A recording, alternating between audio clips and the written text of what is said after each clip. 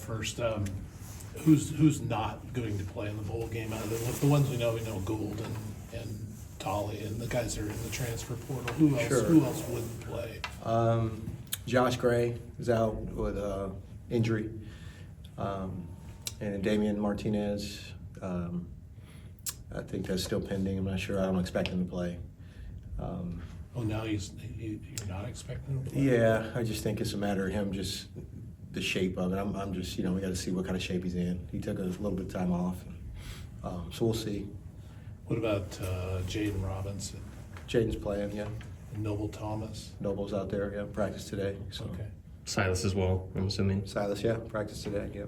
So it sounds like. With in regard to Ben, it's just like getting on the bike again for him, or what's the transition like for him? Yeah, it's been good. I mean, he's getting more reps. Ben's a good player. The guy's played a lot of football. It's just a matter of him just getting back in the flow of it.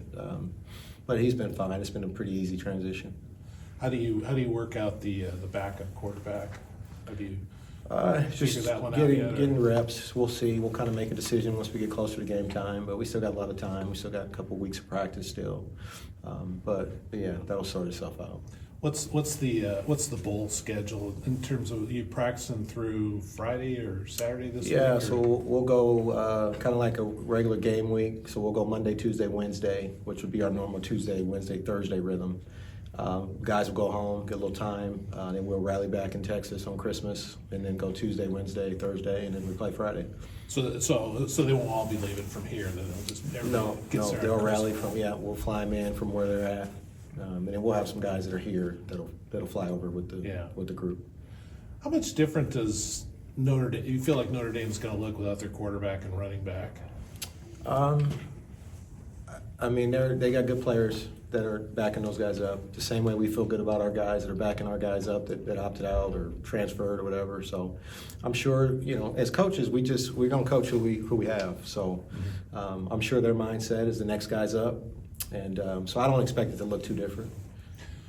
Inside linebacker, where do you go with Easton not here? Isaiah Chisholm is playing a lot more. Melvin Jordan is playing. Those two young guys are going to get opportunity. We're excited about them. I just think during bowls, during this type of year, there's always going to be some guys that get more opportunities that are going to be better forward, that are going to be surprises to everybody. Not necessarily to themselves, because they all have the confidence and know they can do it. But again, when you're playing behind a veteran guy, you're just not going to get those opportunities. Yeah. Now they're getting them. So. Who are some of the young guys that are going to get some opportunities in this game that maybe we haven't seen a lot of this season? And maybe not necessarily young guys, but I think of a guy like Jack Kane who started playing a lot more towards the end of the year. I mean, he's going to play a lot more. I mentioned Chisholm and Melvin. John Miller's a guy who redshirted this year, but because of the rules can play in this bowl game. Jimmy Valson's a guy that came in and made a lot of plays for us as a receiver with limited opportunities. He's going to have a lot more on his plate. I think there's quite a few guys. Jacob Strand at left tackle, Tyler Morano at right tackle. There's probably guys at every position, but those guys kind of jump out to me. Will Stark play he'll play the left guard? Right now, that's what we're thinking. Yeah, with some flexibility depending on how it shakes out. Could he play tackle or? I think he has played tackle. Yeah. What are you looking from some of these guys, younger or not, in this bowl game when they have this type of opportunity to be able to show maybe what they can bring to the table heading into next season? Yeah, I just think just like anybody else, you just want guys to make the most of their opportunities. There's going to be a learning curve there. We're playing against a really good team. They got to vote too. They're going to win some reps. But I just think as a player, any player, whether you're a 6-year senior or a freshman, your expectation is to go out there and do well. And when you're on the field, the expectation doesn't change, the standard doesn't change. So we're expecting those guys to play like starters if they are starters, and if they get an opportunity to get on the field, to execute. You talked about a couple weeks ago how, you love doing this, right? Doesn't matter until it basically kills you, you will do this, even through all the basically uncertainty that comes with this kind of off season. But what's it been like for you, especially in the last couple of weeks? You lose Childs, you lose Easton, you lose Achille, and then now all of a sudden you're having to figure out, again, that kind of next man up. And how do you kind of game plan for a situation where, at one week to the next, you may not know technically who's on the roster preparing for this game? Well, I think we've gotten to the point now where we do know who's on the roster.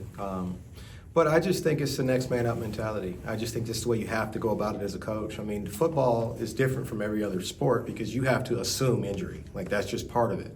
And so we're always thinking that way. And you don't have time to mourn that. The next guy's got to be ready because at the end of the day, we got a job to do. And so I don't think about, and I don't mean to say this in a callous manner because I love those guys, but they're not here anymore.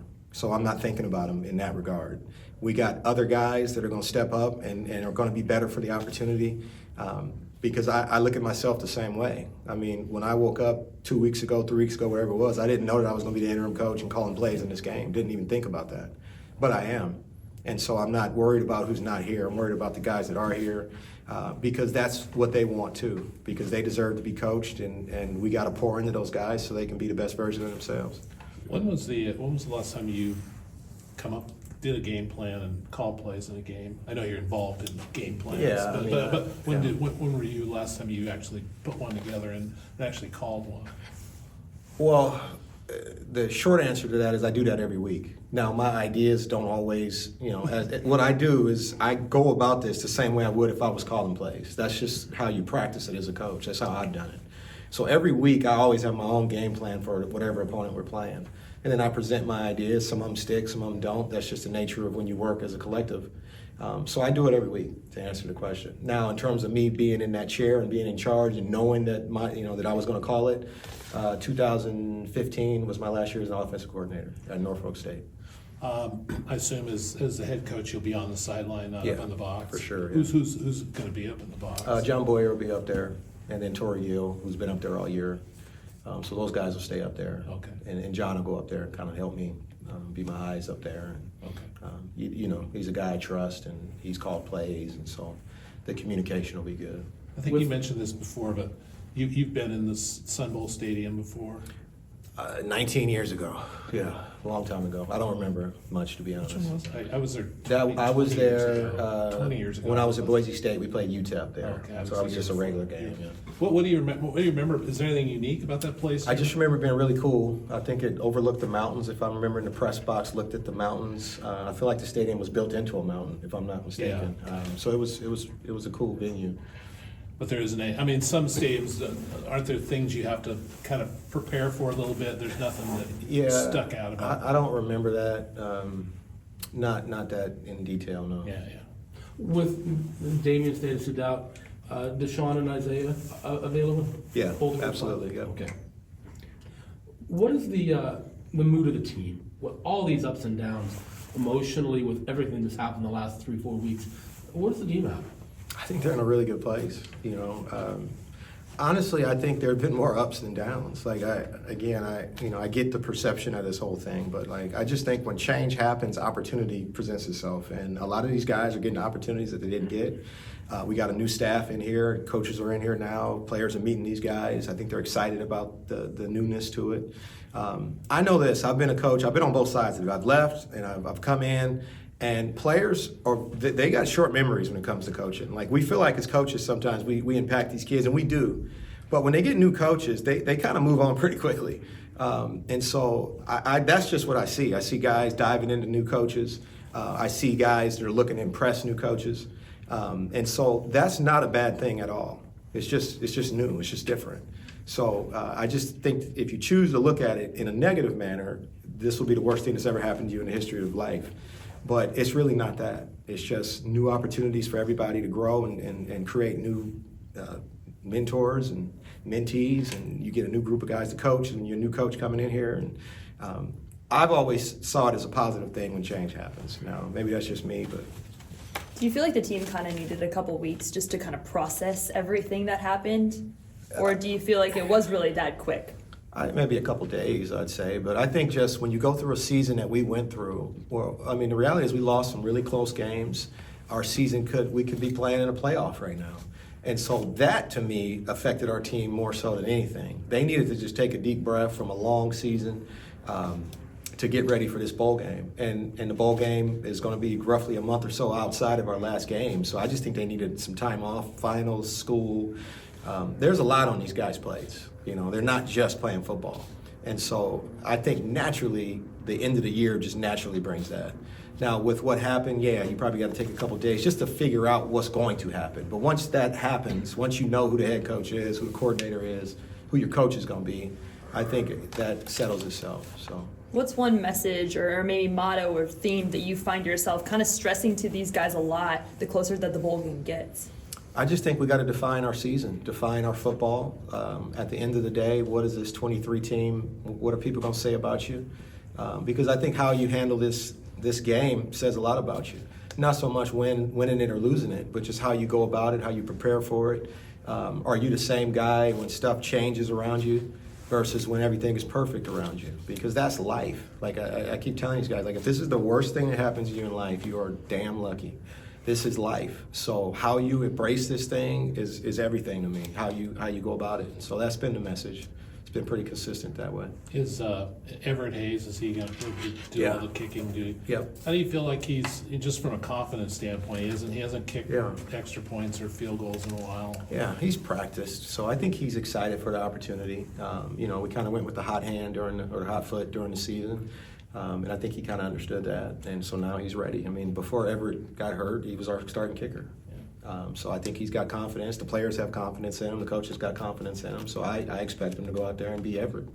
Coach, I'm just wondering, you've obviously been doing this for a long time. You already kind of spoke a little bit about how long you've been doing this. Not that, What are your, not that old. but a while. What are your kind of opinions on the level of competition in bowl games in recent years? Because 20 years ago, with no NIL, no transfer portal, none of that, you had a lot more starters in these games. It felt like, you would have, the pieces that you see on television going year in and year out on again. And now you have a lot of these backups, these people trying to show their opportunity. What's your opinion about the level of competition changed in some of these bowl games? I think the level of competition is the same. I think at the end of the day, you're going to get 11 guys out there against 11 other guys that want to win the game. I think the competition is going to be good. Does the face of the roster look a little different? Absolutely, for every team involved. And I'm not going to make an argument that it shouldn't be that way. I mean, if I'm one of these guys and I got a high draft grade, I get it. It makes sense to me.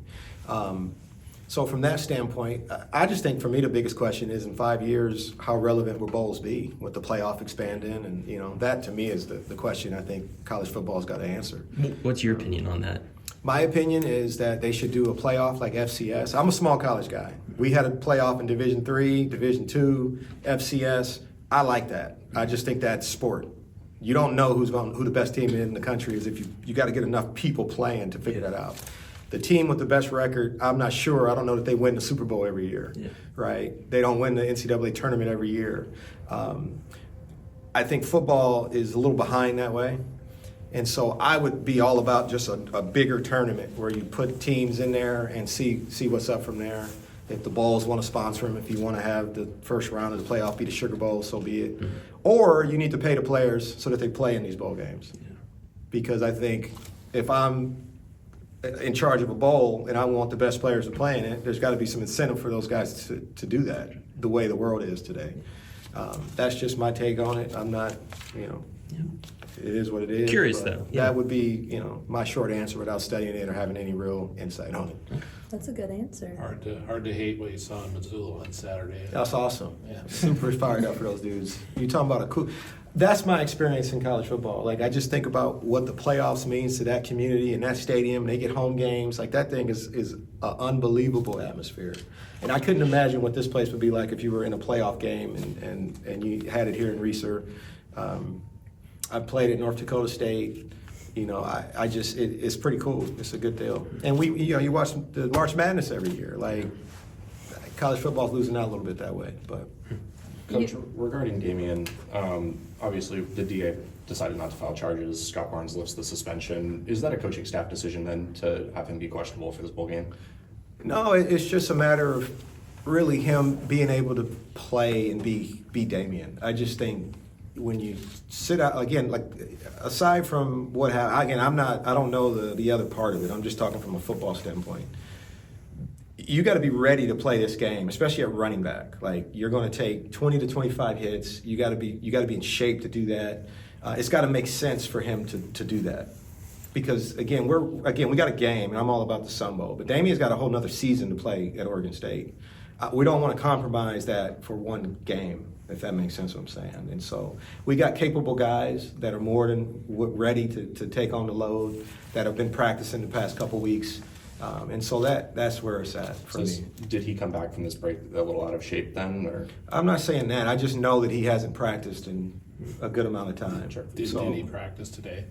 No, Oh, no.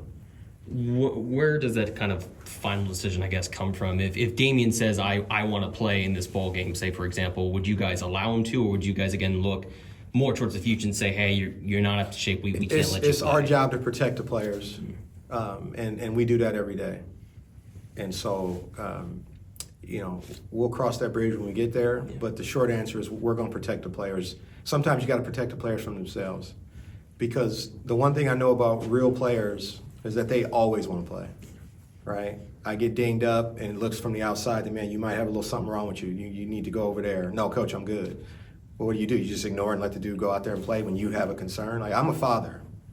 I'm never going to put anybody's kid at risk.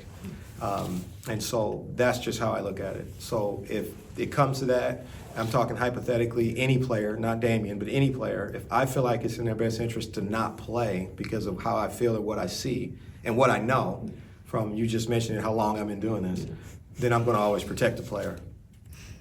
You said he didn't practice today. Did he show up to the facility? Was he here ready to practice? Damien was in Texas. He was at home this past weekend, so.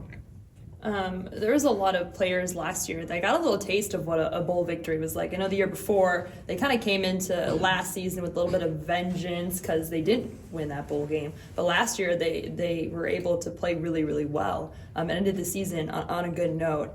For those players that this is maybe their last time putting on the orange and black, just how much what it mean to them, and are they the ones that are kind of leading this team into, hey, let's finish the season the way that it deserves to be finished? Yeah. No, we've been player led. That's been kind of one of our mantras since we've been here. And there are a lot of guys that have poured a lot into this program. Guys, Jake Levingood, Jaden Robinson, Josiah Irish, Reha Manyagi, like guys like John McCartan. I'm just thinking about guys that got here when I got here 6 years ago.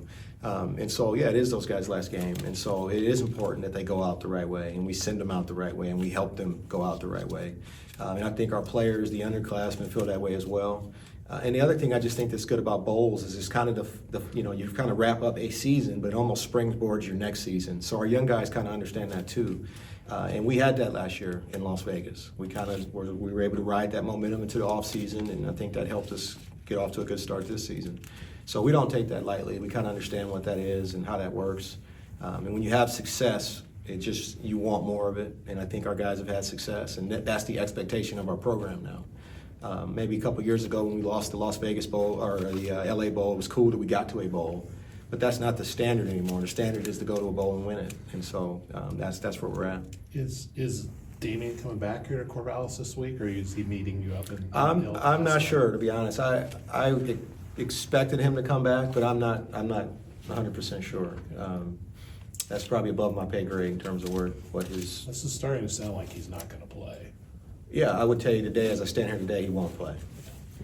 But that's just how I feel, just based on me knowing what you got to do to get ready to play a football game. Yeah. I think it'd be a quick turnaround for him. And personally, I don't think it's worth